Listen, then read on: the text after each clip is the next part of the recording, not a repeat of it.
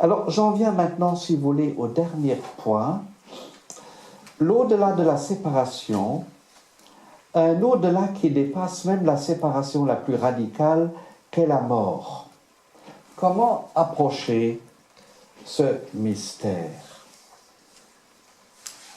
Comment approcher ce mystère? Que la communion, que nous appelons aussi Dieu, Dieu est communion, Père, Fils et Esprit, que cette communion-là, victorieuse de toutes nos séparations, victorieuse même de la séparation de la mort, comment rendre crédible cela? C'est ça la communion des saints. Alors je vais tenter cela en procédant en 2 étapes, là pour finir. Je pense que spontanément, nous envisageons d'abord notre vie à partir de notre singularité, à partir du je.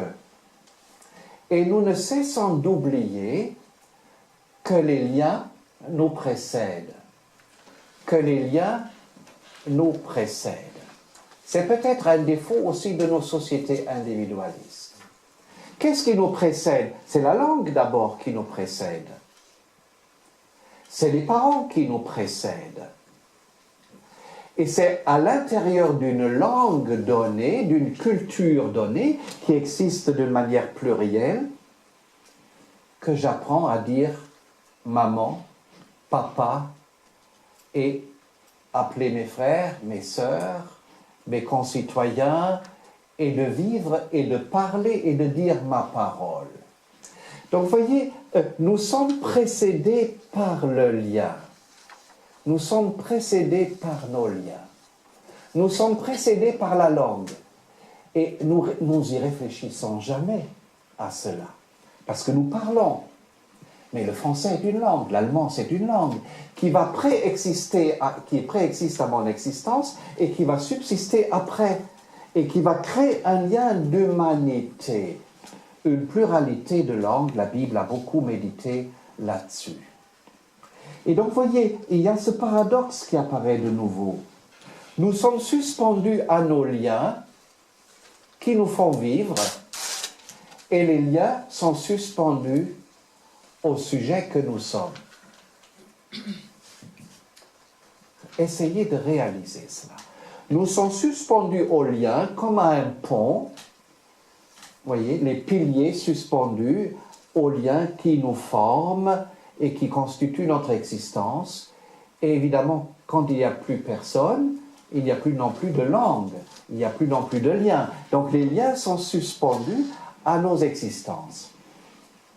Et apparaît ici, je dirais, un mystère très très curieux, très fondamental. C'est-à-dire, qu'est-ce qui nous cache finalement de voir que les liens subsistent? Prenons l'expérience du deuil que nous connaissons. L'autre, l'être aimé, disparaît. Qu'est-ce qui subsiste? C'est le lien qui subsiste. Et tout d'un coup apparaît le lien dans toute sa force charnelle, vous voyez, qui me fait mal, etc. Il est à la fois là et en même temps il y a absence. Présence et absence. La force du lien. Et vous voyez, s'annonce dans le lien déjà quelque chose de divin, quelque chose de l'ordre de la résurrection. Et donc la mort de l'autre révèle à la fois le lien et nous cache les liens, parce que nous sommes obsédés, fascinés par la mort. Alors quand nous regardons de près, il faut bien nous dire que la mort est un événement extraordinairement heureux. Pardonnez-moi de dire ça d'une manière si abrupte et violente. Parce que la mort est liée à la naissance. La mort est liée à la naissance. Et s'il n'y avait pas mort, et si notre vie continuait indéfiniment, ça serait absolument infernal. Rien n'aurait plus de poids. Et le je ne serait plus je. L'unicité disparaissait. Parce que tout pourrait être répété. Et voyez, apparaît ici ce paradoxe fondamental de tout être humain, que la mort est à la fois une expérience très difficile, très dure, mais la mort est aussi la révélation de mon unicité, de l'unicité de chaque être humain. Et alors, si les chrétiens, parce que ce sont eux les premiers qui ont dit ce que je viens de dire maintenant avec un langage, si vous voulez, un peu anthropologique, philosophique, si les chrétiens vivent leur naissance et leur mort comme une grâce, parce que c'est la grâce de leur unicité, alors ils commencent tout d'un coup à découvrir que ce qui vaut pour chacun de nous vaut pour une infinité d'êtres, et ils commencent à découvrir que Dieu est lien, entre une multitude d'existences, chacune absolument singulière, parce qu'il n'y a qu'un seul miracle finalement dans notre monde, c'est la naissance d'un être unique, la naissance continuelle d'êtres uniques. Et Dieu étant le lien entre la multitude de ces êtres. Vous voyez, j'ai mis ici la formule. La découverte de Dieu comme manifestation gracieuse de sa démesure à la mesure de tant de mesures humaines, devenues toutes de ce fait incomparables, uniques. La communion des saints est donc l'expérience du Dieu qui est résurrection, parce qu'il est mystère du lien entre des incomparables. Dieu est le lien entre des incomparables. Voilà, je pense que ce qu'on peut dire, ce que nous révèle, si vous voulez, ce terme communion des saints. Et pourquoi parler de Dieu ici? On parle de Dieu à cause de l'immensité de l'humanité. Encore une fois, ce n'est pas uniquement les 4 générations qui vivent sur le globe, mais le mystère de la communion des saints, c'est toutes les générations depuis que l'homme existe, jusqu'à la fin des temps. Donc vous voyez cette immensité d'humanité, toujours la même aventure, et Dieu étant le lien de résurrection entre cette multitude, chacun dans une aventure absolument incomparable. Conclusion. Le mystère de la communion des saints est avant tout le mystère de notre humanité.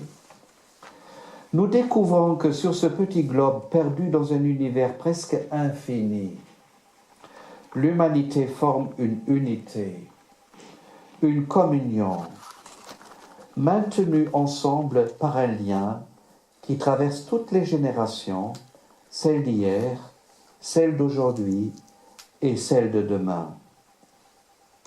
Et ce lien, nous pouvons le considérer à partir de l'aventure humaine absolument singulière de chacun de nous et de tout un chacun. Voyez, à partir de notre propre existence, nous découvrons tout d'un coup, voilà, que nous parlons telle langue, que nous sommes liés à telle portion de l'humanité, à telle nation, à telle culture, que nous vivons avec d'autres cultures sur un globe. Tout d'un coup, vous voyez, à partir de notre petite existence, nous oublions cela tous les jours. Nous sommes ce que nous sommes grâce à des millions d'années d'humanité avant nous. Nous sommes des héritiers. Donc nous pouvons aborder le lien à partir de cela. Mais nous pouvons aussi considérer l'aventure singulière de chaque être humain à partir du lien d'humanité qui nous constitue.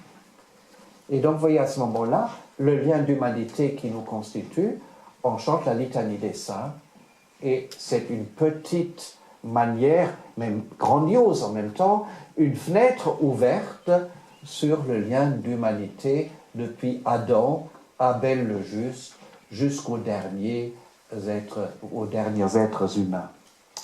Et d'où la finale, Dieu, nous te louons, Seigneur, nous t'acclamons dans l'immense cortège de tous les saints.